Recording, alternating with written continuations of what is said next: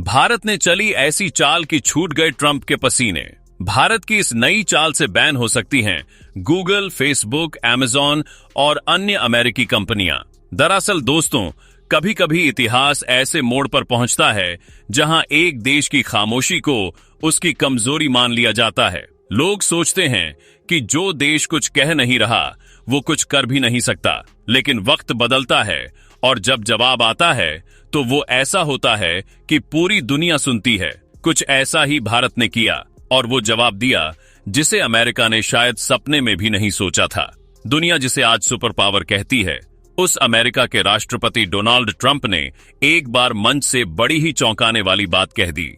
उन्होंने खुलेआम कहा कि अब गूगल, एप्पल और माइक्रोसॉफ्ट जैसी अमेरिकी कंपनियों को भारतीय लोगों को नौकरी देना बंद कर देना चाहिए। सुनने में तो ये एक मामूली बयान लगता है, लेकिन असल में ये भारत के सम्मान पर सीधा प्रहार था, क्योंकि ट्रंप शायद ये भूल चुके हैं कि भारत के लोगों की वजह से ही आज अमेरिका वैश्विक पावर बना हुआ है।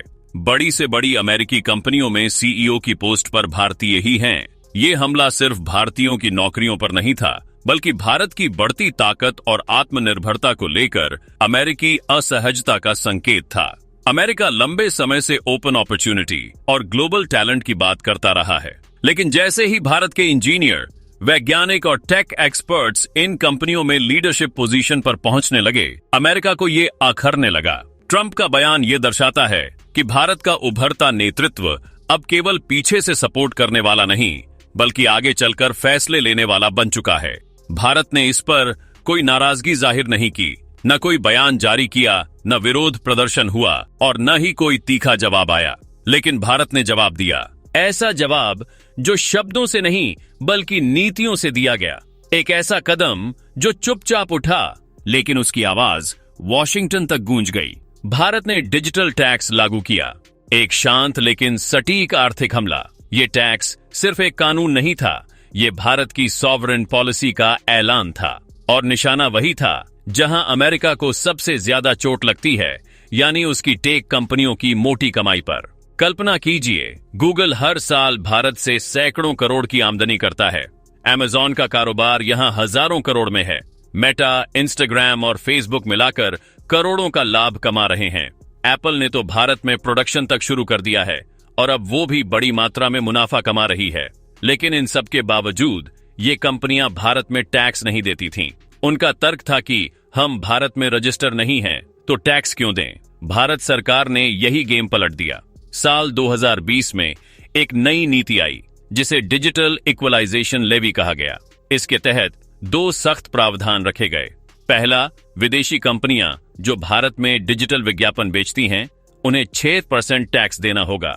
दूसरा, वे कंपनियां जो भारत में डिजिटल प्रोडक्ट या सेवाएं ऑफर करती हैं, उन्हें 2% टैक्स देना होगा। सरकार ने साफ कहा कि अगर आप भारत के नागरिकों से मुनाफा कमा रहे हैं तो टैक्स भी यहीं देना होगा, चाहे आपका हेडक्वार्टर कहीं भी हो। यही नीति अमेरिका को बुरी तरह चुभ गई। वॉशिंगटन में अचानक हड़कंप मच गया। ट्रंप को लगा जैसे किसी ने उनकी जेब में हाथ डाल दिया हो। और फिर अमेरिका ने अपनी वही पुरानी अमेरिकी रणनीति चली। टैरिफ की धमकी, दबाव की राजनीति और WTO में शिकायत। अमेरिका ने वर्ल्ड ट्रेड ऑर्गेनाइजेशन में कहा कि भारत का डिजिटल टैक्स पक्षपाती है और अमेरिकी कंपनियों को टारगेट करता है। लेकिन भारत ने वहां भी शांत स्वर में लेकिन बेहद प्रभावशाली तर्क रखे। भारत ने कहा कि हम ये नहीं देख रहे कि कंपनी किस देश की है, हम ये देख रहे हैं कि पैसा भारत के ग्राहकों से आ रहा है। अगर आप इस देश में कमाते हैं तो टैक्स भी यहीं देना होगा। WTO ने भारत के स्टैंड को सही माना और फैसला भारत के पक्ष में सुनाया। ये सिर्फ कानूनी जीत नहीं थी, बल्कि ये उस भारत की जीत थी जो अब किसी दबाव में अपनी नीतियां नहीं बदलता। अब जरा भारत की डिजिटल ताकत पर एक नजर डालिए। भारत आज दुनिया का सबसे बड़ा इंटरनेट यूजर बेस है। हमारे यहाँ हर दिन 70 करोड़ से ज्यादा लोग इंटरनेट का इस्तेमाल करते हैं और अगले कुछ सालों में ये संख्या 100 करोड़ पार कर सकती है। गूगल और मेटा के लिए भारत सबसे बड़ा बाजार है। अमेज़न की सबसे तेज ग्रोथ इंडिया में ही हो रही है।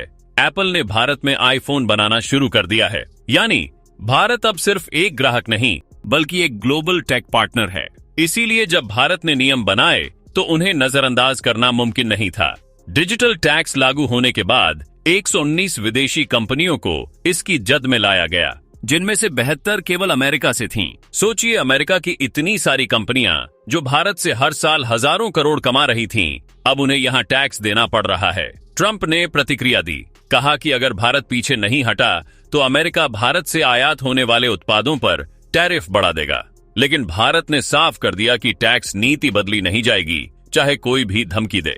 और नतीजा ये हुआ कि अमेरिका की कंपनियों को भारत की नीति को स्वीकार करना पड़ा। उन्होंने दस्तावेज जमा किए, टैक्स दिए और भारत की डिजिटल इकोनॉमी का हिस्सा बनने के लिए भारतीय नियमों को मानना पड़ा। ये भारत की विदेश नीति का एक ऐतिहासिक मोड़ था। पहली बार एक विकासशील देश ने अमेरिका जैसी महाशक्ति को उसकी शर्तों पर नहीं बल्कि अपनी शर्तों पर व्यापार करने पर मजबूर कर दिया। न कोई गुस्सा, न कोई उग्रता, सिर्फ समझदारी, आत्मविश्वास और नीति के जरिए भारत ने अपना रास्ता खुद बनाया। आज भारत सिर्फ टेक्नोलॉजी का उपयोग करने वाला देश नहीं है, अब वो उसे गढ़ने वाला और उससे जुड़ी नीतियां तय करने वाला राष्ट्र बन चुका है।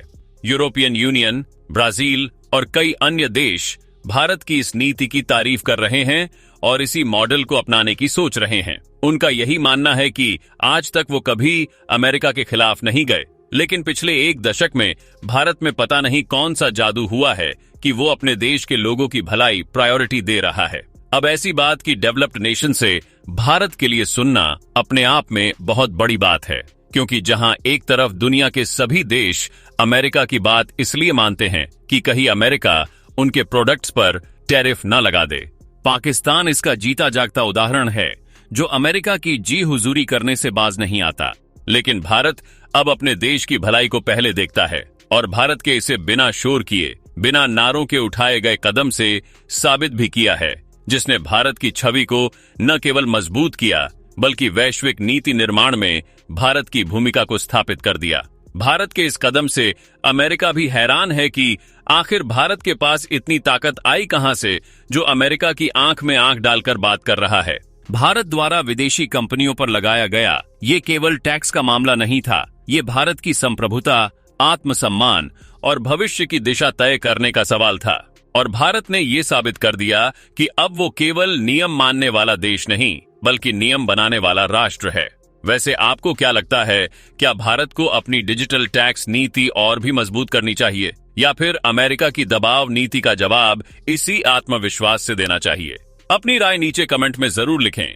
वीडियो पसंद आई हो तो वीडियो को लाइक करें, अपने दोस्तों के साथ शेयर करें और ऐसी ही और वीडियोस के लिए इस चैनल को सब्सक्राइब करके बेल आइकॉन को भी ऑन कर लें।